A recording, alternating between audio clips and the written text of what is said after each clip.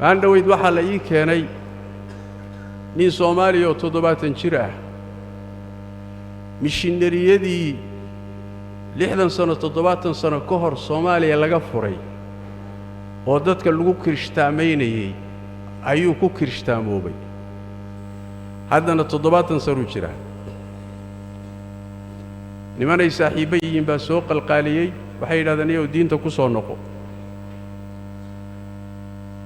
habar haday wadeen uu ka ogolaa way ii keeneen waxay dhaheen ninka uu taariikhdaas u leeyahay inaad islaamisaan rabnaa diinta ku soo noqo waan warsaday marka waxaan ku yiri inaad kirishtaamowda maxaa ku geeyay madiinahan baad ugu qanacday ma xujja lagu hor dhigay soo muslimaadan ahayn maxaa kugu qanciyay inaad kirishtan noqoto wuxuu iigu jawaabay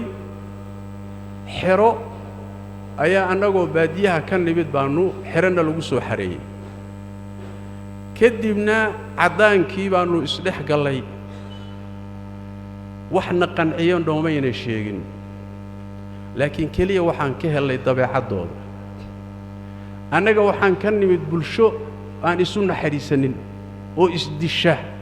oo aan dhib badan oo israfaadisa oo xoolaha kala dhacda kuwan markaan u nimidna waxoogaa waxaan ka helay dabacsanaan iyo naxariis iyo soo dhaweyn iyo gacan furnaan ayaan ka helay intaasaan qancisayba oo ma intaasaad ku gaalowdood kirishtan ku noqotaa intaasaan ku noqday طيب markaad kirishtan ka noqotay kutubtoodii ma akhriday diintoodiisa ma aragtay waxaad ku qanacdasay ma aragtay ma basi raadininba intaas ay ugu filaatay 70 jir waay mas'aladu waxa way aadamaha quraanka kariimka u fiirsada quraanka kariimku wuxuu ka hadlayaa war aadamow aqli baa lagu siiyay